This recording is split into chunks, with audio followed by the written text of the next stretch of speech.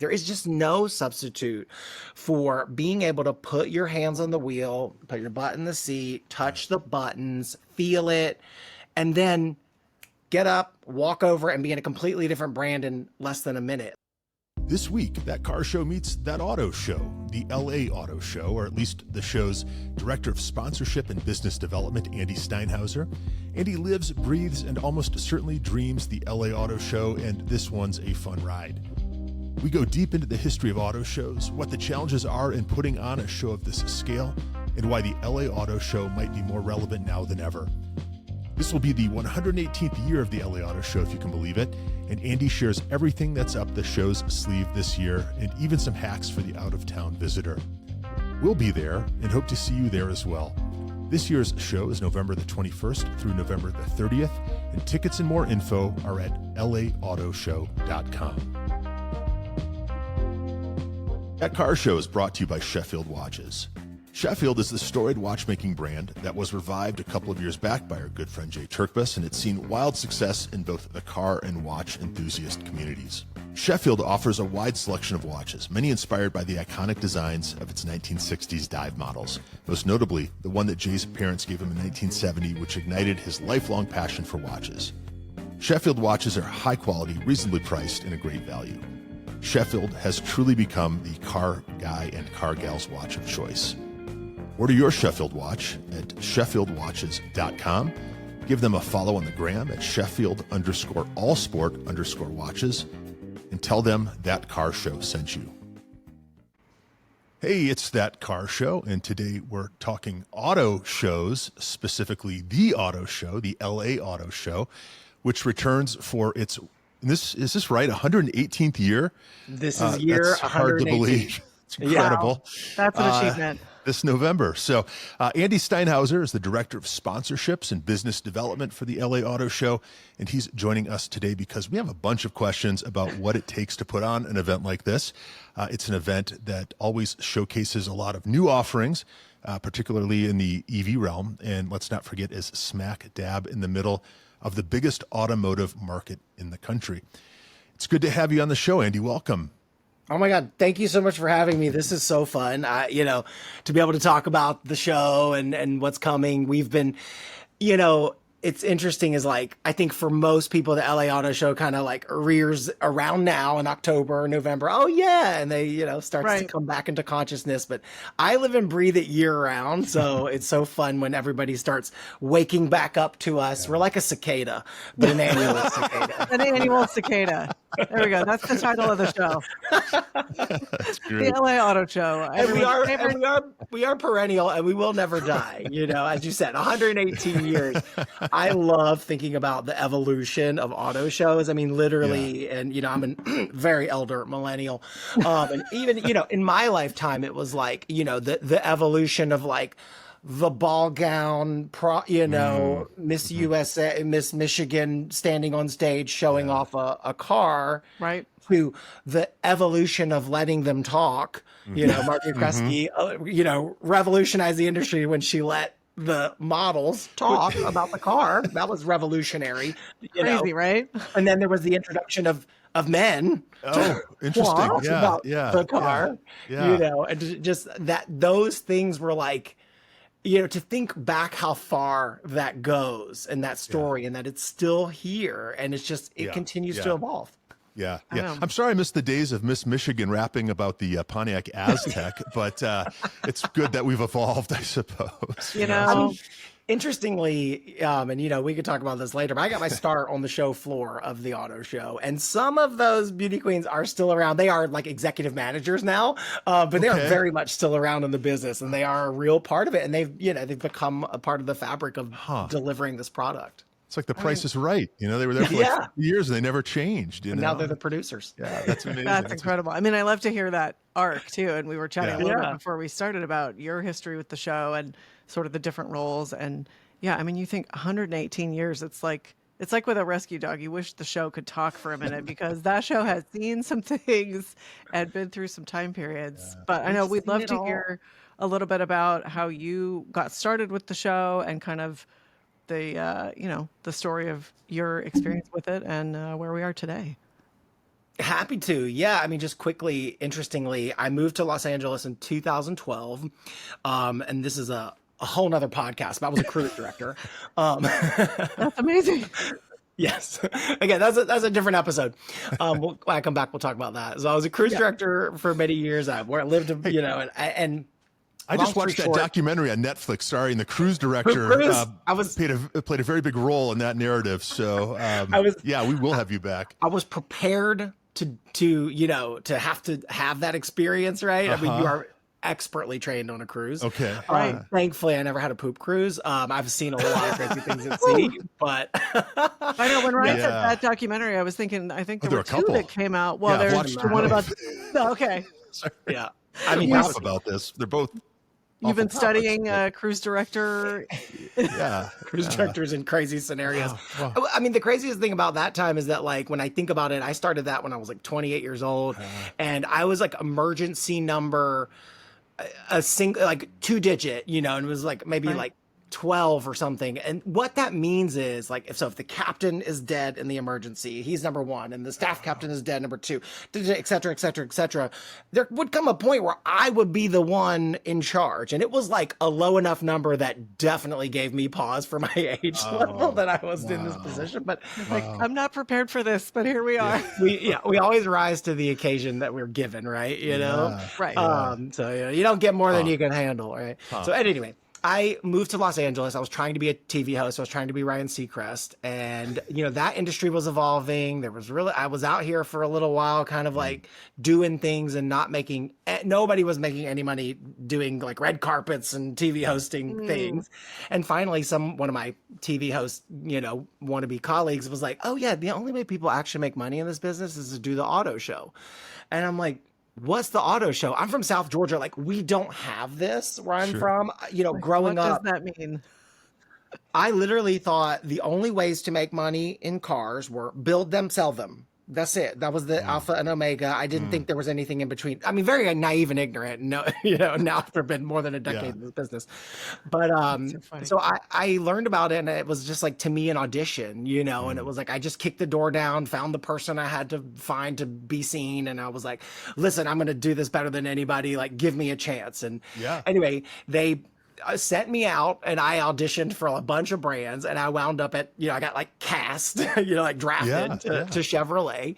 Okay. And, I was literally the last person hired for the season that year. And honestly, this is a true story. There was a guy who looked ish like me with a beard who left, who like got a corporate job and left. And there's like, we need a replacement for a white guy with a beard.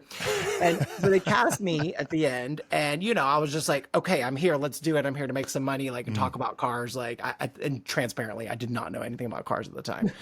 And so, I just started studying. Yeah, and I got thrown into the gauntlet. And anyway, long story short, I wound up having a very successful career with that, and I loved it. And I traveled the world, and I did like every auto show in the U.S., all the major big ones, some of the small market ones too.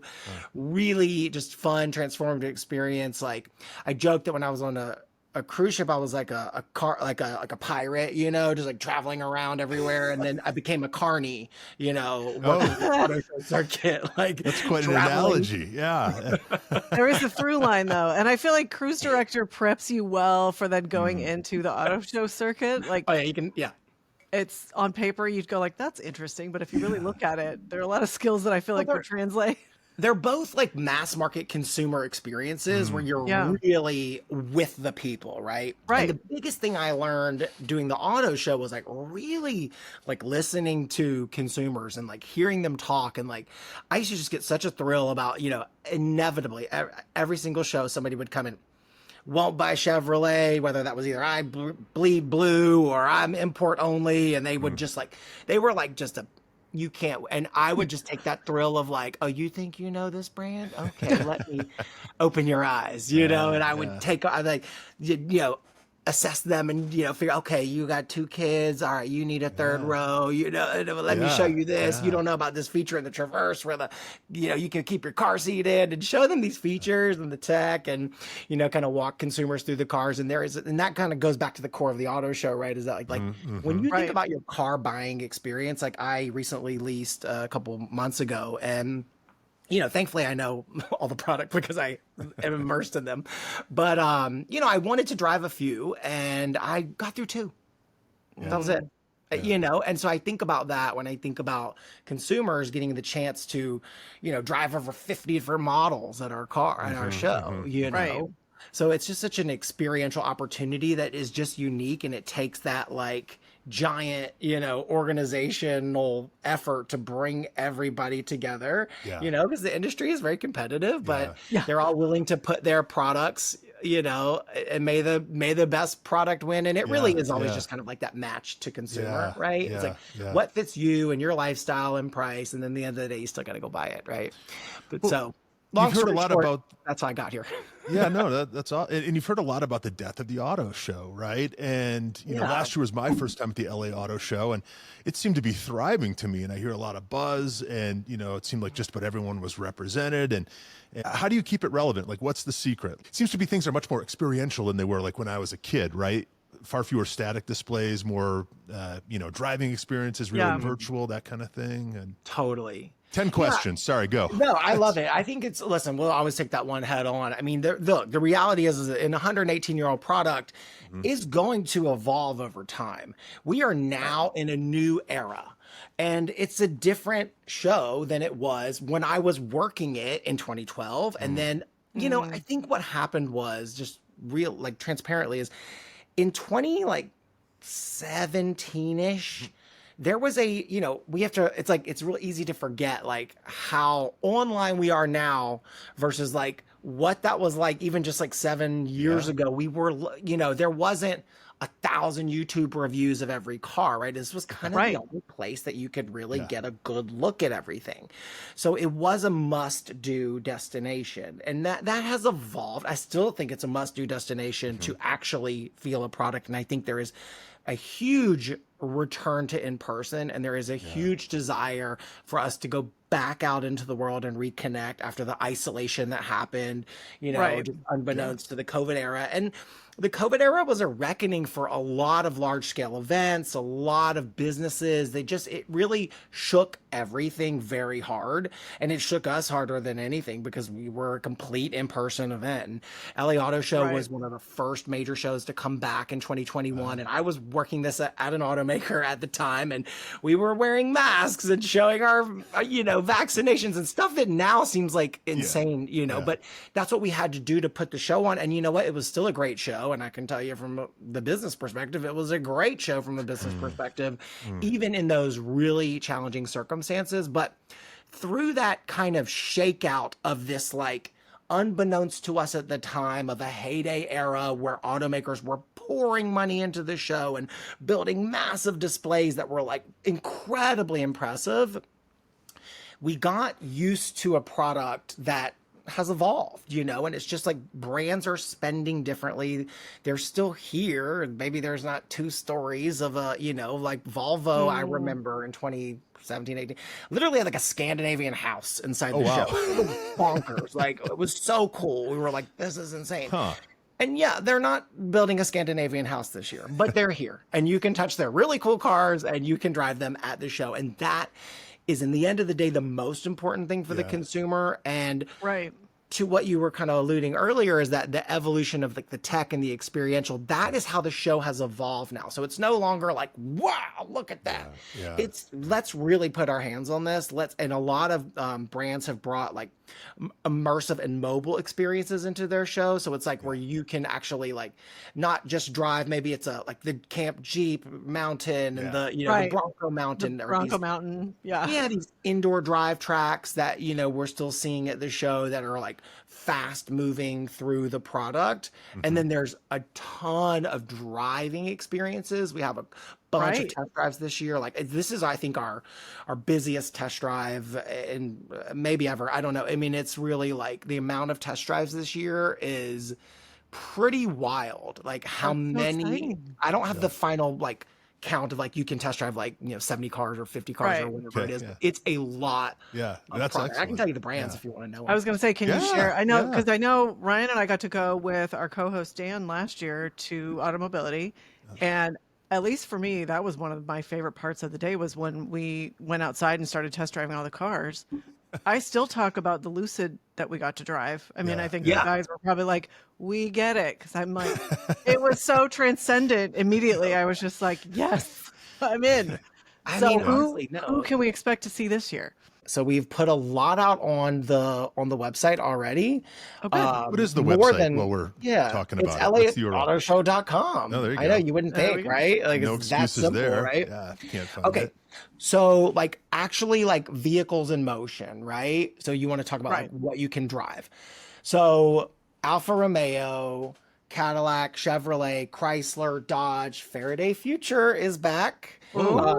Fiat, Ford, Hyundai, Jeep, Kia, Lucid, Nissan, Ram, Rivian, Subaru, Tesla, Toyota, Volkswagen, and Volvo. Those are Nice. cars that you can get in motion Yeah. in. And that's not just one car per brand, it's multiple No. models per brand. Yeah. So you see the move to, yes, they're exhibiting, but there's also, it's like, we really want to get butts in seats and get people driving. Yeah. Because there really is just no substitute. You know, I come from an OEM background. There is no substitute from getting them in the car and putting hands on the wheel and driving. Yep, Right. yep, Once yep. that's done, that will move it Yeah. further down the sales funnel than anything else. Right. Shout out to Subaru, who I know always puts on a big show at the LA Auto Show. Last Right. year, they had a manual transmission, WRX, which I got a kick out of because that takes some real confidence in your product to put a manual WRX out in the mix for the public to drive. You know, I feel like I've been talking about the death of the manual since Yeah. 2012, you know, and it's like, but it is really, it comes now. It's like we're down to like 2 or 3 models that have manuals, Right. you know, I Yeah, can think of like yeah. the Integra has a manual. Yeah. A few sports It's a good one, too. cars. Yeah. Like there's just not a lot, right? But people There's do not. love it still, you know, Yeah, there's still a yeah. small subset, but in the end of the day, it's like automakers have to build at scale. And Right. I don't know if that's there anymore. I'm sorry to all of I'm sure there's a lot of people right now are cursing. You're like, don't talk bad about the manual. No, but you're right. There aren't. I mean, we just had Rory Carroll on the show, and his wife is driving a manual that he said they've been discussing a replacement, but there aren't really any manual options, and that's her preference. And I know, I think we were probably unique last year, Ryan. We went out to the Subaru, area to do the test drives, and they also had a manual BRZ, which I took. Oh, that's and I think right, You and yeah. Dan took the WRX. Yeah. But we were probably, one of the few groups that were like, yeah, what do you have in manual? We would You like guys- all of those. That is actually amazing that they did have a manual like for a test drive. Yeah. right? Like, Yeah, that's yeah. pretty Two rare. of them. People don't We'll just see really that know. clutch at the end of the show, but Okay. and- I want to tell you guys, you guys are like the behind the scenes. Like, this Please. is like kind of embarrassing. When I was 21, I was a valet and a bellman for a small hotel that shall remain nameless. And they were like, do you know how to drive a manual? Because if you're going to valet. And I was like, oh yeah, absolutely. Yeah, no problem. 100%. And I had done it a few times, you know, like I knew to, how to put Like foot on the proficient might not have been the word, but you'd done it before. yeah, pro, definitely not. Proficient stretch. Anyway, and I literally like just getting in these like BMWs and just like riding out of the test. You're I like, just pay think no about, like, attention, nothing Yeah, to listen, yeah. nothing, nothing to to see see. here. I mean, yeah. So if you have a manual, just like you probably don't want to valet that. no, That's no. just it for our. Is it while we're talking to manual consumers? Yeah. This yeah. is, we're going to do a little bingo card. This is the life advice from Andy. First one is, if you have a manual, drive something else if you're planning to valet. Don't valet it. Stay tuned If for the your next valet is square. honest enough to tell you they don't know how to do it, right? Yeah, Which yeah, it probably shoot, won't. Yeah. Yeah.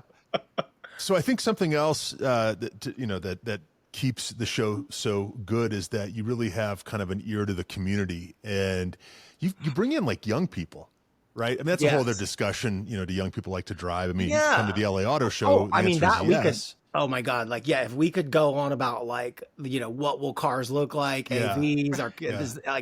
are my children even going to drive?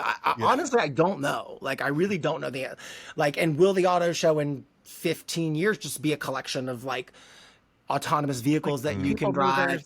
movers. Will it be like a subset Or will it be like half the show? Will it be a quarter of that? I don't know. And those are fascinating things to think about. That's stuff that we'll really be discussing at Automobility LA. We'll pin that and talk about that in a bit. But yeah, I think it's really interesting. We really focus. So we are doing something different this year with the Kentia Hall. Did you get to go down to the Kentia Hall last year? If you were just on Automobility LA, we didn't open it at that event. We opened it. Must not Okay, have. then no. Okay. Well, don't worry. Even if you only come for Automobility LA this year, we're opening it. So the Kentia Hall is the lowest level hall at the show. And this year we're kind of just we're reskinning it, and we're giving it a new vibe and a new atmosphere and a new focus. And it's called the Underground, and we're making it a car culture focused hall. Okay. So classics, tuners, lowriders, custom off-road, custom, you're going to see things that you would not normally see, but also we're really tapping into LA car culture, and LA car culture is really interesting. It is like very alive and well. I went to an event at Race Service. Have you guys had a Race Service? Yeah. Those guys, I mean, they are like, I went, I mean, I'm, like I said, a very elder millennial. I mean, thankfully I have a very fashionable wife who keeps me looking appropriate, Perfect. but if I was not dressed by my stylist, I would have been like, I am old, when I got in there. I feel like that happens more and more these days where I'm like, hello, fellow kids. Oh, wait, no.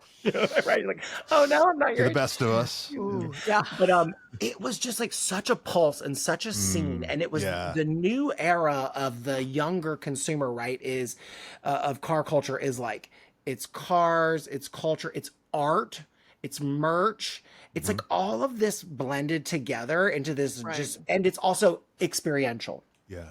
So it's going places, it's connecting IRL. And I think this is, another podcast where we talk about the, the death of in real life experiences and the loneliness epidemic and all of that. And like, on a deeper level, we're serving the community in that way. And I'm really excited about what the Underground is bringing this year.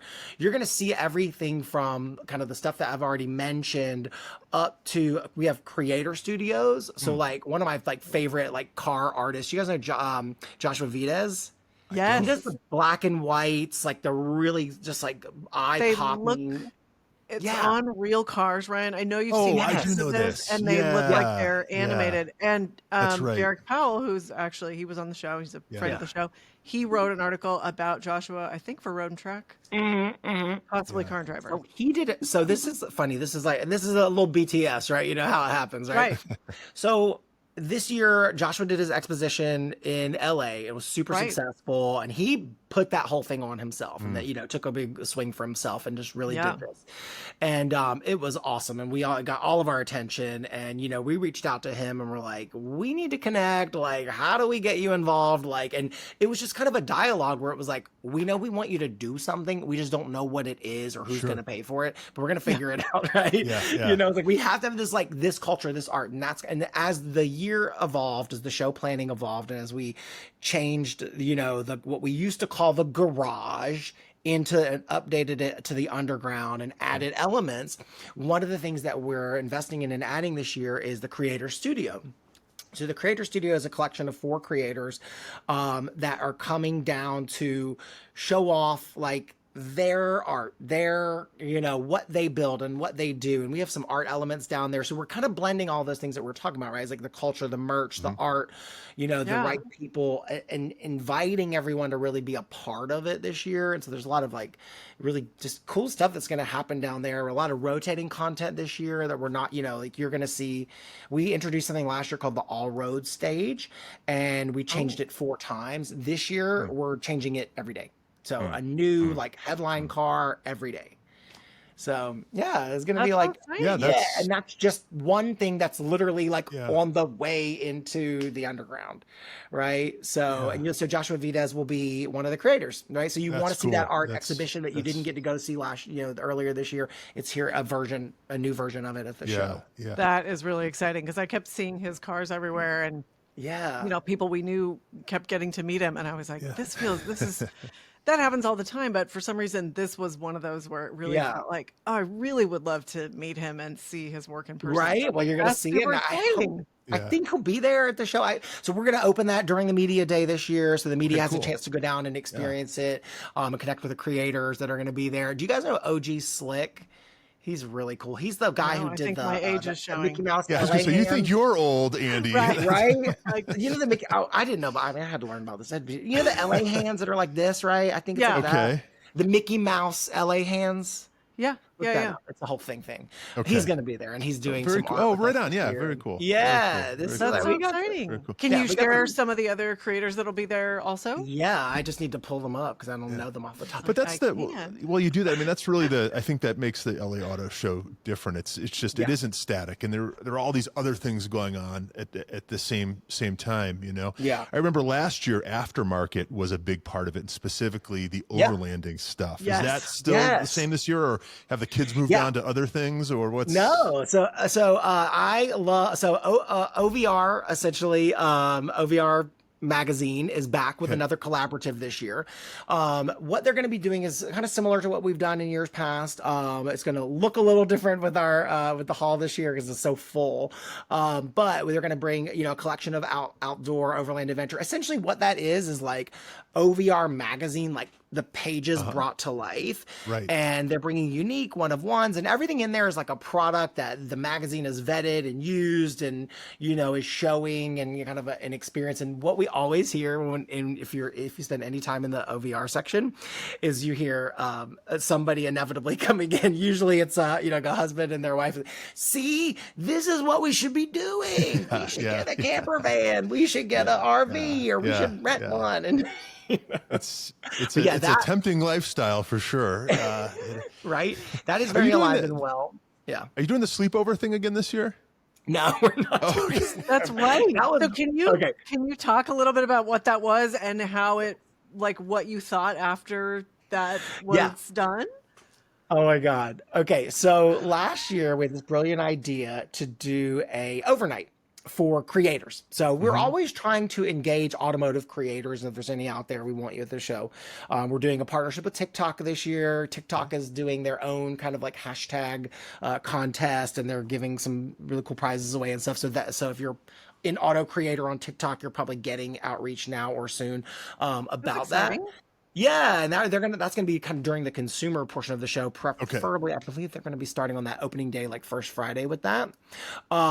But last year we did something where we had an invitation kind of selection group of creators that spent the night at the LA Auto Show. This was after the Industry Media and Press Day, Automobility LA, before the consumer shows of the first Thursday. Right. They spent the night. We worked with the automakers. We worked with the OVR magazine, and we basically let everybody camp out. Like they're camping out in the Jeep, the camp Jeep area. Yeah. They're camping out in the Subaru, as we talked about earlier, like Subaru, if you haven't seen it. They basically build they're very connected to national parks. Right. And they basically build a replica national park. It's crazy. It's great. It's great. You can sit and relax at the Subaru. Yeah. It's such a breath of fresh air because you walk in and you kind of go, it's a moment of pause. And, that's their goal, is to encourage you to come in and hang out and see the cars, and it works. And then they have, natural. Of course, their rescue dog, partnerships. Yes, and the dogs will be there. We're going to have more dogs this year by popular demand. Now back with more dogs. Yeah, that's brilliant marketing right there. Increasing our dog count. Yeah, that's amazing. We have a charitable group we work with that they're called Dove Rescue, and then basically they work, and we had them there both weekends, and just really couldn't keep the dogs there every day. It's a little overwhelming for the dogs to come every day, but their constant feedback was if you came on a Monday and there weren't dogs, I want the dogs, right? So we worked with them to get more dogs, so they're all days of dogs. That's amazing. Yeah. I love it. But so people were able to, they had the opportunity to the group of creators spend the night. At the night, we actually curated this whole thing. This is all our show president, who's just a creative mastermind. Give her time and budget and watch out, right? And so it was you went to this experience, and you had a drink there, and then you went and you had an F&B, a food moment here, and then you had you got to do all these different things and explore the show. Meanwhile, operationally, we're changing the show over from media day to consumer days. A lot happening. morning. All at once. So I was there till about like 10:30 and Okay. seeing everybody off. Okay. And then off they went on their adventure. And we do a little pop out. We're very creative and love, like, we had like a costume squirrel who was like running around. Like, No detail went unattended. Yeah.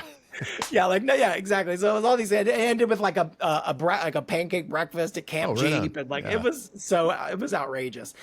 And so all the creators, I was coming in at like 7 a.m. the next day, and I'm watching them like starting to pack up, and they're like didn't sleep, and and they're like, one of them was she walked out. I was like, oh hey, how did it go? It's like, oh my God, you guys, this is the best thing I've ever done, the best event I've ever been invited to. I'm mind blown. Like, I think we overstimulated them for sure.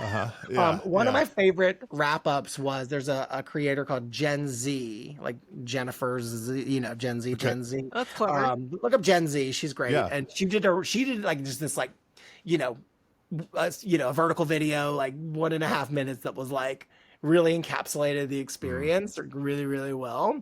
So that's kind of a good, like, if you can go back and look at it. We are doing something different this year for creators.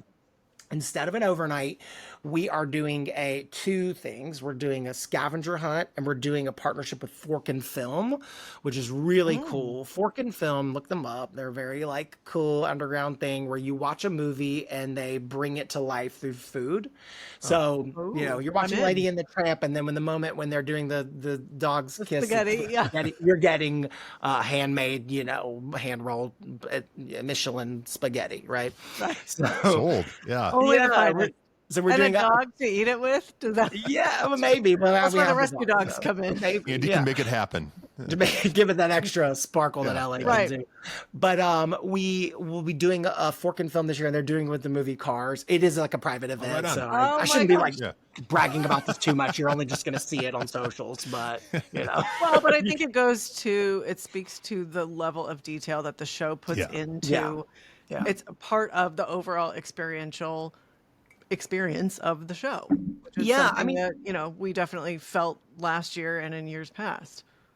Yeah, so one of the reasons why LA Auto Show is unique, and I did not really fully understand this. I always just knew it was different and more innovative and more, kind of exciting and just like a little fresher than, that's what I felt when I worked all the shows. Yeah. Right. We're actually, so the difference is, and it is not a good or bad thing, it just is. There are a series of events that happened in the 70s. We're a privately owned company.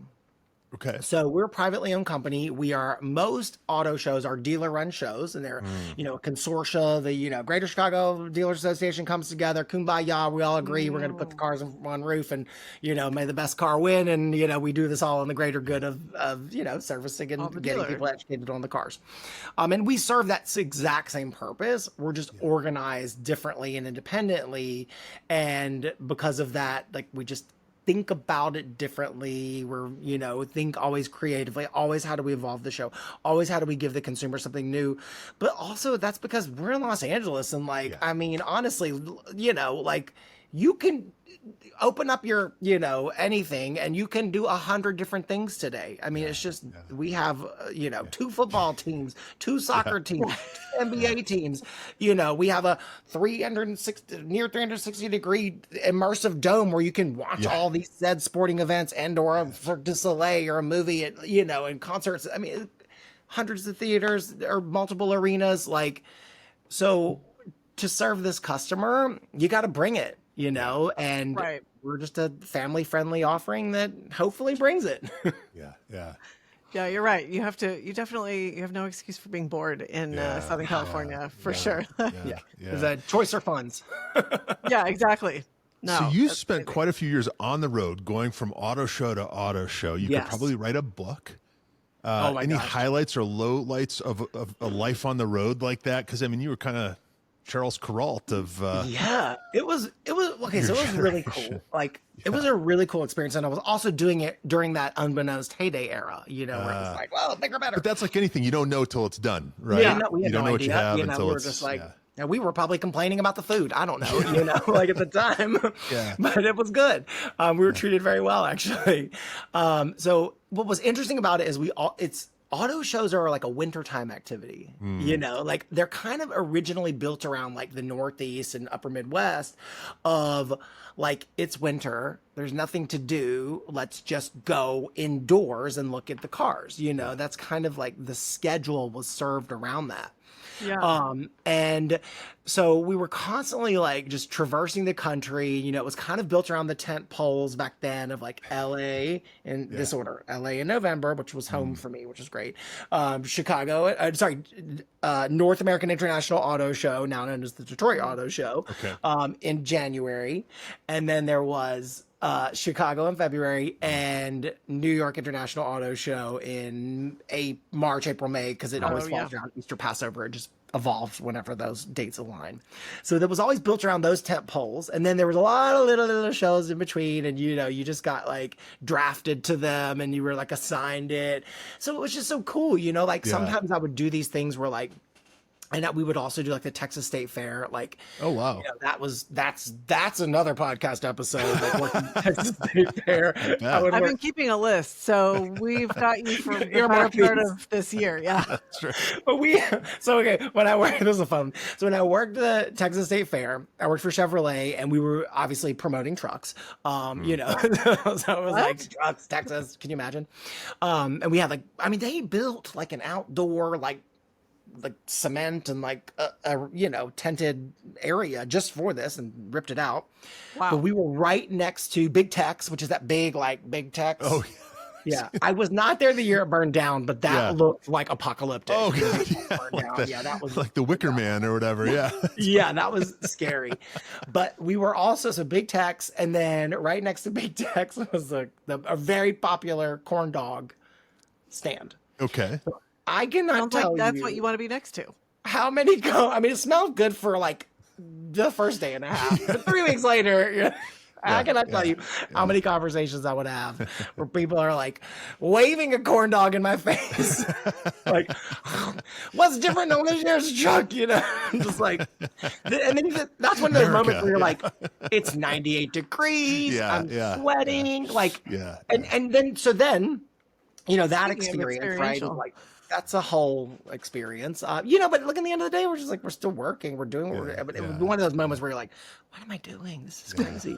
And then that would finish, and then you would quickly get home and, you know, take a moment to breathe. And then you would do the LA Auto Show, and then we'd be at LA press day. And back then we wore suits and ties and, you know, my like expensive shoes and my, you know, and it was like, literally like days apart where you're just like going, and then you come to LA and it's like glamorous and you know, the juxtaposition was just wild. Yeah. It sounds like quite a contrast. Yeah. You've got a picture on the website, the LAAutoShow.com website, of I think one of the early shows. It was probably from the 30s, right? Oh, yeah. So you were I guess, what, 30, 40 years in, or 20 or 30 years in, right? I guess. Yeah. But it was very fancy, very glamorous. There were like drapes and Packards and people in like, it was very, high society almost. High society. Yeah. It was, auto shows have kind of weirdly always been, I mean, it's interesting, right? Because in some ways they're very for the people. Like it is a very like, and obviously life in general is so much more casual now than it was even 10 years ago. But it always has been kind of like this upscale event, especially when you go to cities that, you know, like when I used to work at the New York International, I mean, the North American International Auto Show in January, they would have their charity ball, and we don't do a charity ball here. Just operationally, it's too challenging. But that was something that was always done, and we would call it car prom because it was black tie, you know, ball gown. And, you know, but it's like, that is like, there is that connotation of glamour and auto show, like still there. I just think that's evolved, you know, and that is still there. And I think there are still people that attend, and definitely Industry Day. I think you probably noticed, you know, it's like, it's gotten a lot more casual. But you still see some fresh looks when you're there. Right. Yeah. And you see a lot of international correspondence, you know, meet a lot of people. It's a big deal, you know, it's because I really think the LA show, especially with the nod to all the EV stuff, right? Yeah. You embrace it. You don't fight it. It's really become, the show for that kind of thing. It's just a part of it. It's funny, okay. In 2021, the COVID year, just by chance, that was also like, it's funny to talk about like that 2021 is like so long ago, but it was so long ago. It was a very different life, like in every sense. Yeah. I was strange days for sure. Yeah. And so back then, there was a dearth of new EVs, like VinFast, Fisker, the list goes on, right? And they were all kind of mulling. I mean, they were all like, and they all were like bowing at the LA Auto Show. So when that happened, the LA Auto Show got this reputation as the EV show. And like, look, at this point, that has really evolved. I mean, EVs are they are here. They are currently not a highly supported car category, but they're very much not going away. Sure. Right. And I believe that because I drive an EV, but people aren't going back. They're here. They're here to stay.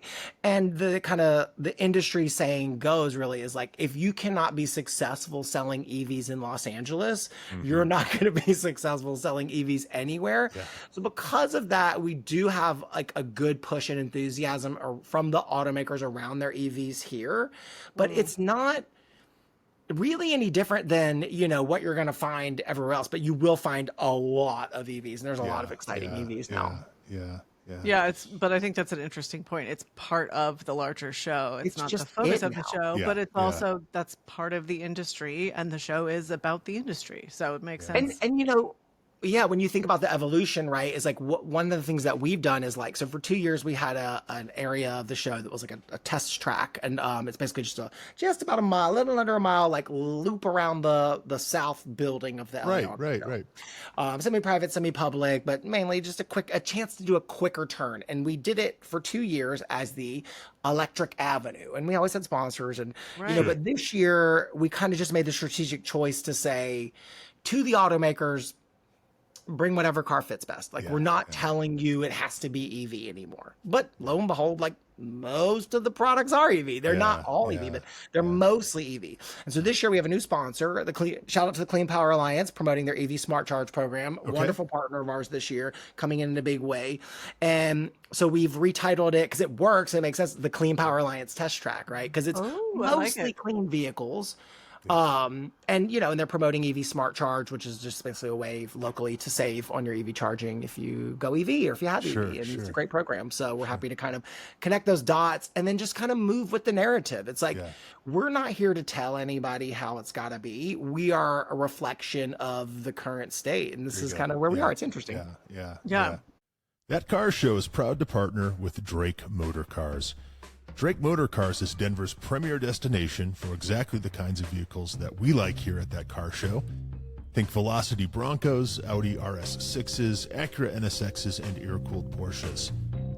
You can see their complete and constantly changing inventory at DrakeMotorcars.com and check out their amazing online reviews from all across the country. But our friends at Drake need your specialty car too. A sign of a good business is when there are more customers than inventory. So reach out to Drake too if you've got a great enthusiast car that just doesn't get driven like it used to. Find out more at DrakeMotorcars.com and let them know you heard about them on That Car Show. You mentioned the test tracks earlier, the Jeep specifically and the Bronco. Yeah. Are those back this year? Yes. Please tell me there. Because my inner 12-year-old self comes out for that kind of stuff. That's the best. That's a highlight every year. The crazy thing is when I worked auto shows as a staff or, with an OEM, I never got to do it because I was too busy. And, even now I rarely get to do it, but I usually get to do it like if we're doing some promotion for the show or something. So I got to do them all like the last year. Those are crazy. Like they're so fun. They're really insane. The only thing that the only reason I'm not terrified is because I know these drivers personally, and I know that they have done it 100 times, So I'm like, okay, if you're not scared, I'm not scared. But honestly, if you were, I would be. It's very different once you're up there, isn't it, than when you're on the ground waiting in line, But I have faith. How are we doing this indoors? This is insane. What are we doing? Well, and we all did the Bronco track together. And I remember we got to the top of Bronco Mountain, and I kind of, like you said, Ryan, it's very different at the top. And I just went, and I remember Ryan looked at me and he's like, do you have a problem with heights? And down we went. Yeah, and you're just like, you're sitting on the hill and you're like this, and you're like, your seatbelt is like holding you in, and you're like, what? This is crazy, right? It's but it does, to your point, you know the drivers and you trust their capability. Right. It's an incredible way to demonstrate the capabilities of the cars. Yeah. And the reality is most people won't do that. But if they want to, they can. They know they can, and then they can say they can, and they don't need to. You're seeing people get out there and do it though. And that's what's interesting is that like how we connect all the dots, right? Is like, so you may get the Bronco because it looks cool, right? Mm-hmm. Or you may get the Bronco because you want to do the thing, right? And then you go over to the OVR section, right? The OVR outpost, and you're like, okay, like here's some more of that equipment. Here's some of the people that do this stuff that really go out there, and there's like tours and groups, and it's a way to like get, you can kind of thread that like connection of your car. That's why our thematic for the show has been for the past 2 years is, again, this year is all roads lead here. Because whatever your interest in cars or car culture is, it all leads to the show. You're into lowriders, you're into new, you're car shopping, you're into outdoor, you're into trucks, you're into adventure, you're into race cars, like all of that is here. Like it's all celebrated here. So all the roads. I think there's a lesson for other auto shows, right? I mean, to stay relevant, you have to kind of have an ear to the street, right? You do have to reflect your community, all these things, right? Yeah. And it's been amazing to see the show thrive. And something else that really, I guess, impressed me was before we started recording, you talked about some of the stats of the show, right? The number of attendees, I think 50 states people come from, like 60 or 80 different countries. Like, can you get on that list? Like, cause it's pretty impressive stuff. I mean, I guess the proof is in the pudding, right? Yeah, it's really wild. And like, we're always surprised by this. So it's like last year, there were 68 different countries that were ticket buyers, right? And this is we just know this because the data of the credit cards that came from this country, right? So it's like 68 different countries of people traveling in, and some like more represented than others, right? Additionally, all 50 states, like we had somebody buy a ticket from every 50 state across the country. Yeah, that's pretty great. That reach is remarkable. Yeah, and when you look across like California, we cover basically the entire map of California, except some sparse like upper northern counties that are very, very rural.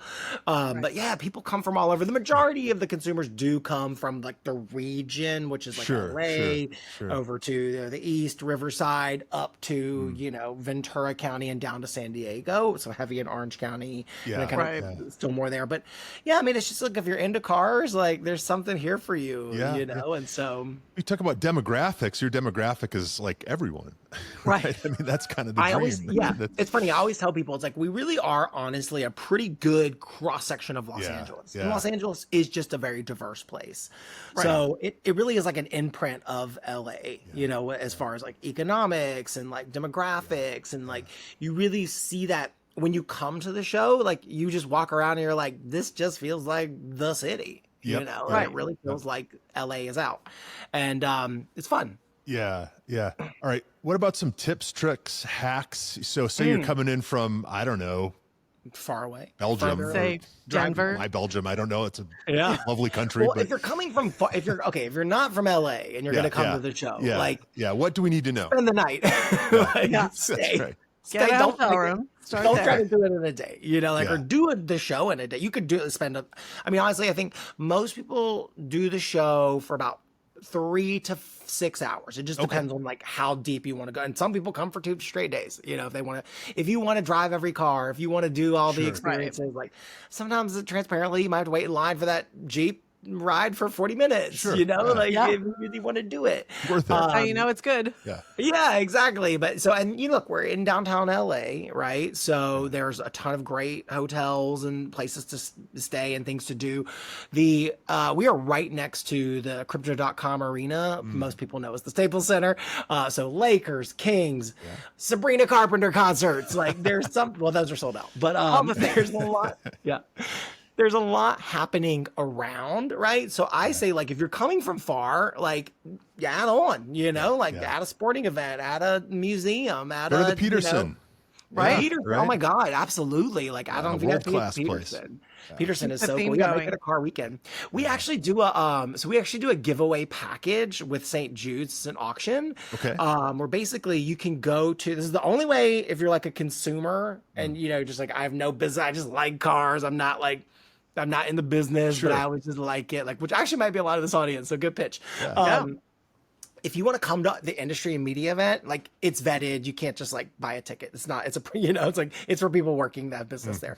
But we do allow a couple people in, and the only way in is if you support St. Jude's and get that auction and win it. So we've done it for 2 years, and then we're going to do it again next year, and we tack on some additional stuff like a VIP weekend essentially. So it's like you get to go to Peterson for a VIP experience, you get to stay at the Four Seasons, you get like this year's winner also gets to go to Palm Springs and go to the BMW Performance Center in Thermal, and so like Sounds like an awesome few days. It's That's like really real, cool. like if you're into it, it's a really cool thing. So tips and tricks. Comfortable shoes. You're gonna walk a lot. Like I do 20,000 steps a day at the show. Easy. You're gonna do 10,000 for sure. Yeah. I'll never forget. My friends were here last year, and I was, walking around with them for a little bit, and they're like, okay, we got to go. Like, we just realized because they're the 5-year-old and an Apple Watch. Like, we just realized he's already done like 6,000 steps, and he's 5 years old. Like, he's done. He's like falling down. Yeah. So there are rest stops, along the way, but I think my biggest piece of advice is really talk to the staff, like the product specialists, the people that do what I used to do. They are like encyclopedias of product information that you will not. I mean, no disrespect to the dealers, they are better trained than the dealers. Most of them, that you will find have more product knowledge than the dealers, and they can't sell you a car. They're just they're not getting a cut. Right. They're not there to like sell you a car. They're there to like teach you about the product and help you experience it. So go and talk to the staff and like really engage and sit and touch and feel and drive and really do. That's the whole point of it, right? Is to really do and to see, touch, feel. Wear comfortable shoes. You're gonna walk a lot.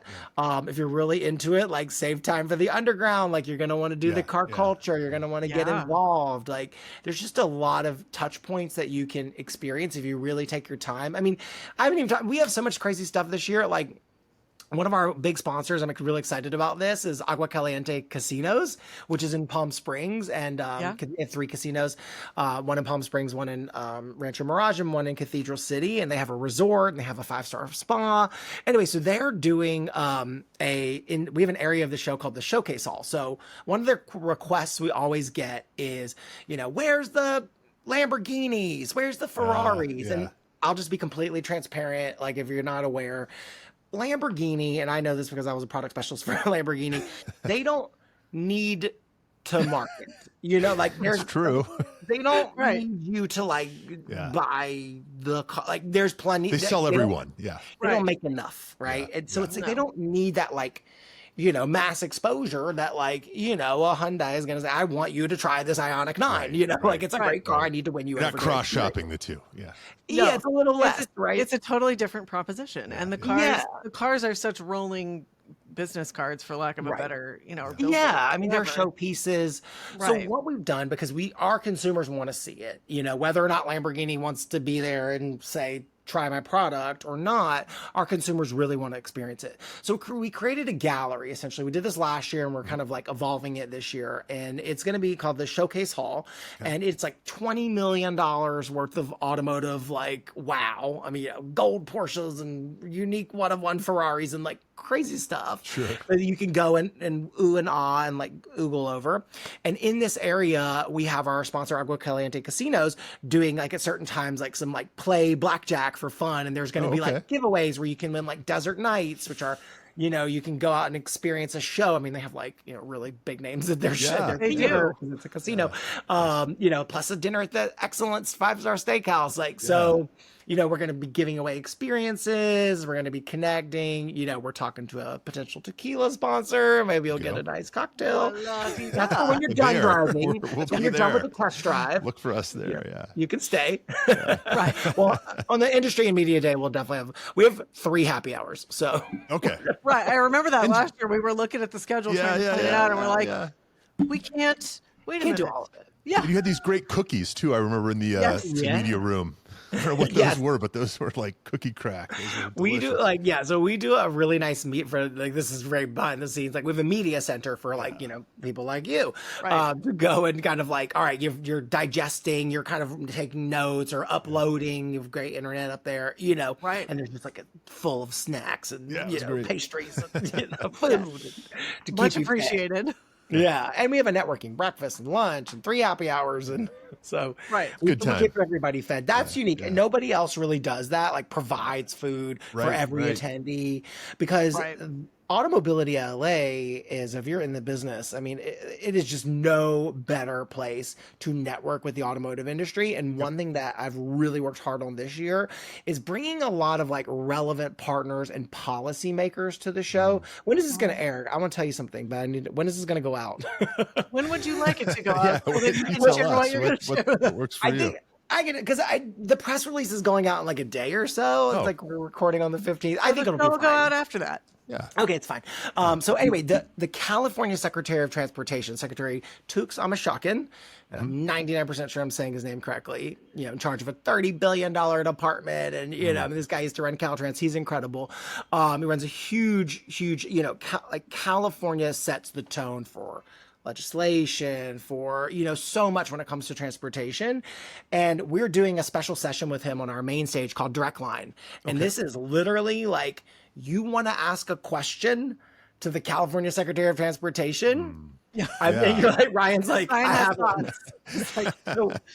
So what we're going to do is we're going to announce it, and then we're going to do a call amongst registered Automobility LA attendees to submit a question. We're going to take those questions to give them to the team for the secretary. He'll review and decide which one's going to answer. And then he's going to go live. He's going to be you in the back, right? In the blue shirt. Yeah. Raising your hand. Yeah. What's your question for the secretary? Yeah. So, I mean, this type of connection is the thing that we're really hyper focused on building is, getting everybody in one room. There really is no more, there is no currently one all automotive event. The automotive industry has a lot of internal events that are scattered, right? It's there's a battery event, there's a manufacturing thing, there's a dealer meeting, there's a it's all separate. Everybody's fleets are over here, and retail is us, and it's all kind of separate. And so the goal of Automobility LA was to really bring everybody together: policymakers, fleets, tech, advanced technologies, all of this in one room for just a powerful day of connection and networking and fun and sizzle and media. We're going to pull some, curtains off some amazing cars, and, we're going to have all those moments.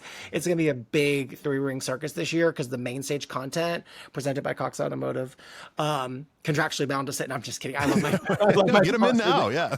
It is. Yeah. Well, Cox will be talking. This is a hot topic, right? Is AI, AI in the automotive industry. Everybody's asking, what is AI? What are we doing? Cox is going to do a really interesting presentation about how the auto industry is currently using AI in all these different verticals, right? So it's really interesting. And then where's that going to go, right? Yeah. You are in LA. We can hear the honking now, Andy. And I just, Lindsay can vouch for this too, but you do see everyone there. Right. I was going to say I think that that's was evidence of really how important this event is. And a lot of people that are there, people that you really want to talk to, your CEO, your C-suite, global executives, they're there. You usually have a layer, to get to them. You sort of have to know who to you got to go through their comms and work your way with your media, But they're there, and what I always find really fascinating about the coverage from Automobility LA is so I'm like I said, a very elder millennial. I love CBS mornings, CBS Sunday morning, Saturday morning.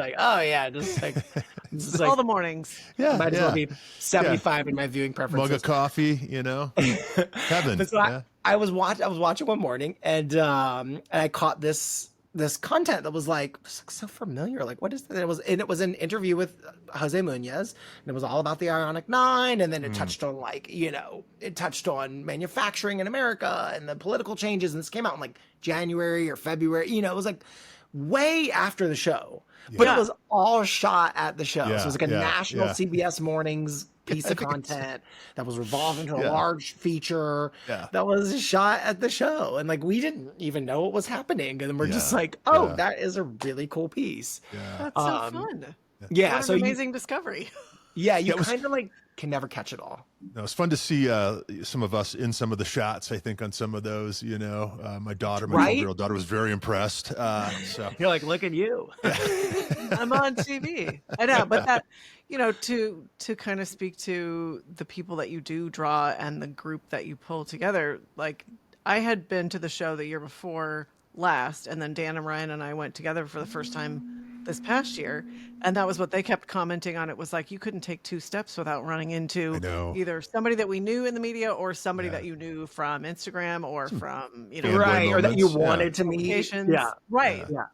I always tell everybody, so if any of you are like in the biz and you're coming to industry event, Automobility LA is like, my only tip for you is like, I know a lot of people are, either introverts or extroverted introverts, but it was like, this is the day. Like, I'm sorry. Like, your battery might be 0 at the end, but you to turn on your extrovert. Yeah. Get out there and, hey, how you do? Like, it's right. That's those cocktails help. Power. Yeah. There's so many cocktails and coffee. JTO Dynamics, incredible company out of Europe that's like really making a push into the US. Very industry stuff. They're presenting the coffee bars at Automobility LA, and they're like really thematic and cool this year. So it's like we had some really like amazing coffee for 3 coffee bars serving till 2:30. Everyone's going to be caffeinated thanks to JTO. We got some good stuff. So that's how you counteract the introvertedness. You just keep the coffee going, and then you start the happy hour the as coffee, soon as you can. The happy hours start about 3, so it's like the coffee ends and the drinks start flowing. Yeah, so we're coming in from out of town, maybe out of the country, as a local, some local knowledge here. Give us a restaurant recommendation we should all hit up. Well, we're in town. Okay, so this is the big like LA. You gotta understand when you come to LA that like I always have to like remind people. If you are staying in downtown LA and you want to have dinner in Santa Monica, this might be a bad idea. It's like you have to. It's what it's like. It's like when you're in Las Vegas and you're at this resort and you're like, oh, the other one's like just across the street. It'll take 10 minutes. Like, no, it will not take 10 minutes. It'll take you 30 minutes to walk over there.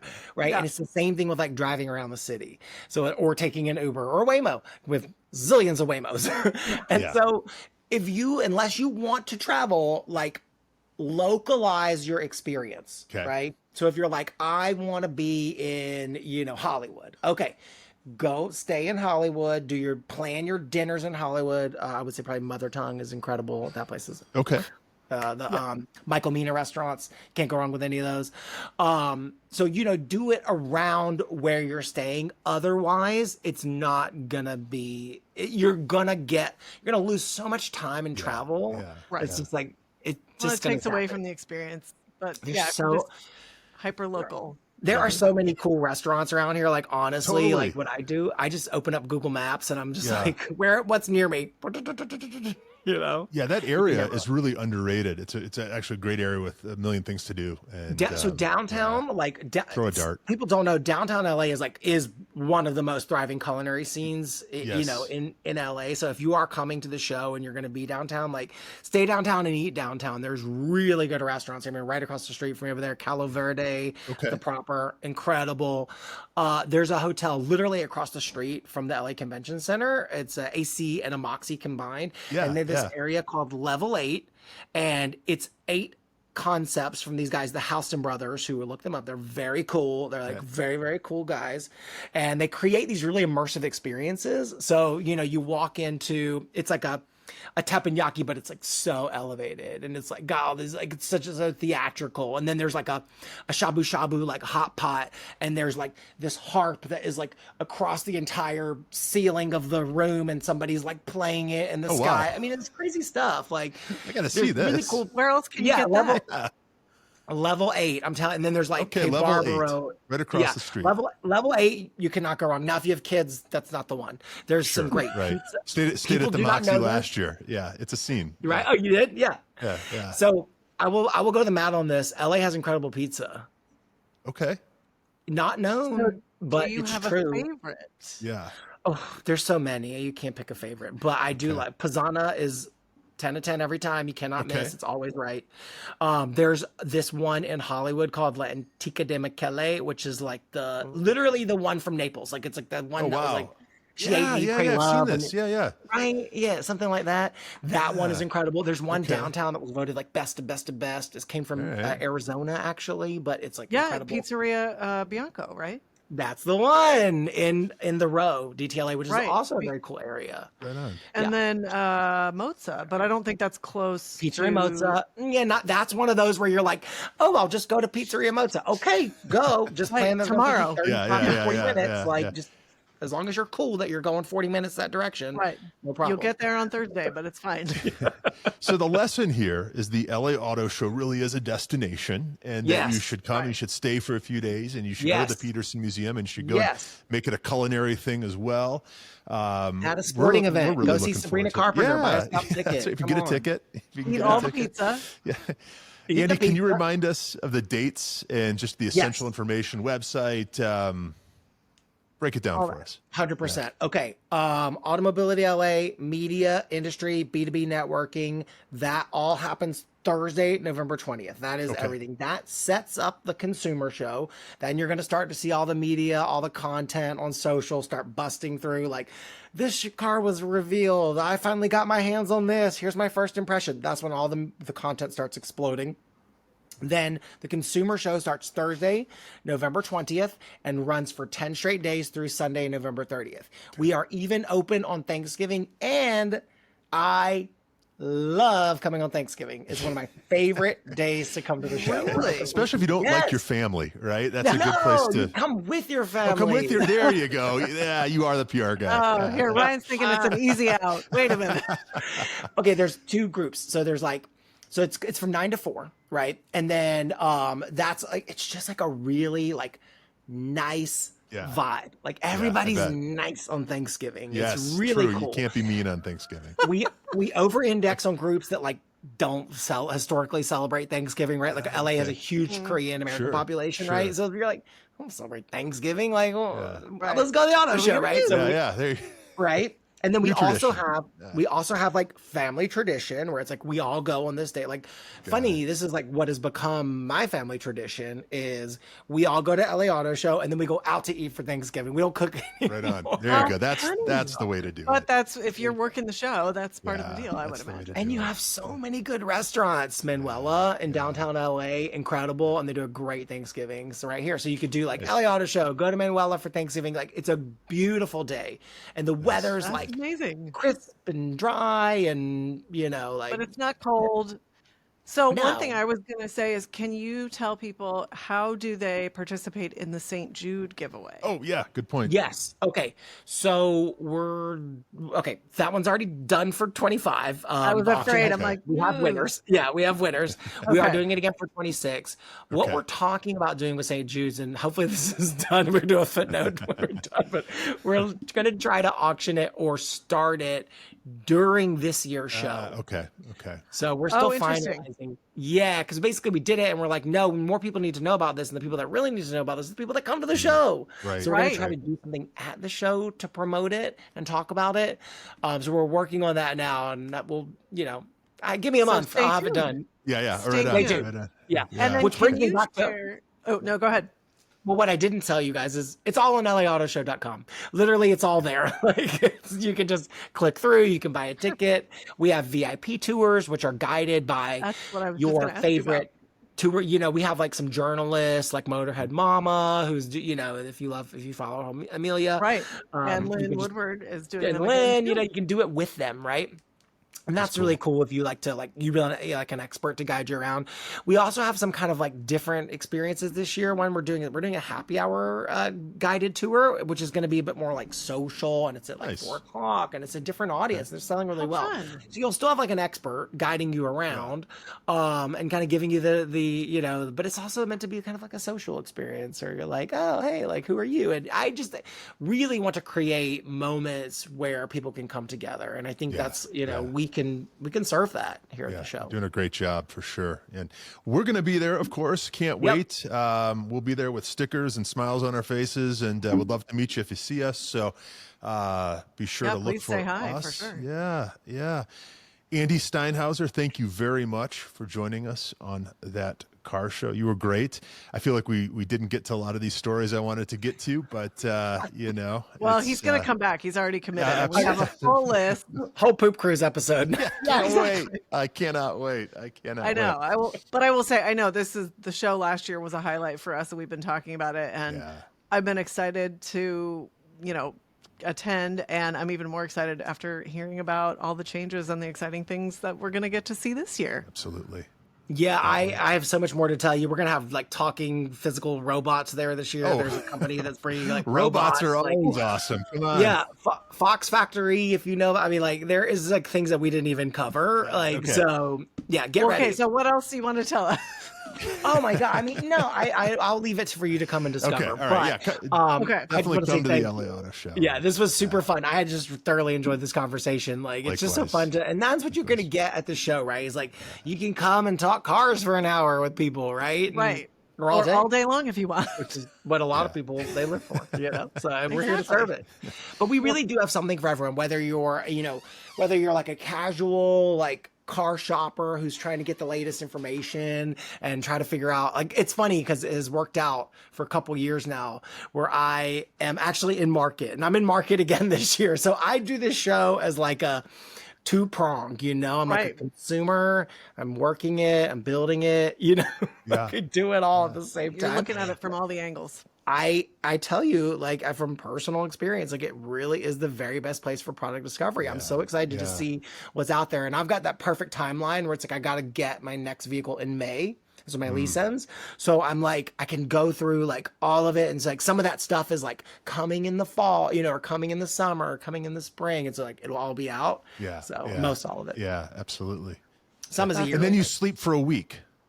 I do. When it's over, we hibernate. We don't really hibernate that much. We hibernate for like a long weekend, and then we come back because everybody's always like, "What do you do all year?" And I'm like, I'm already on 2026. Like I'm having 2026 conversations, and they are exciting. Sure. So I'm already like looking at like what we're gonna bring for 2026, and I want to bring more interesting non-endemic brands to the show, like we're doing this year with kind of bringing a casino partner and just kind of interesting stuff that you might not expect. That's what I'm really focused on. Also, how's it going to be 2026? I mean, we're all going to find out, right? But I think we're going to see. Can't do much about it. Yeah. I think we're going to see. I have no idea what it's going to be, honestly, because none of it's done yet. But we're already working on it, and I think we're going to see. Look, we're going to see more brands.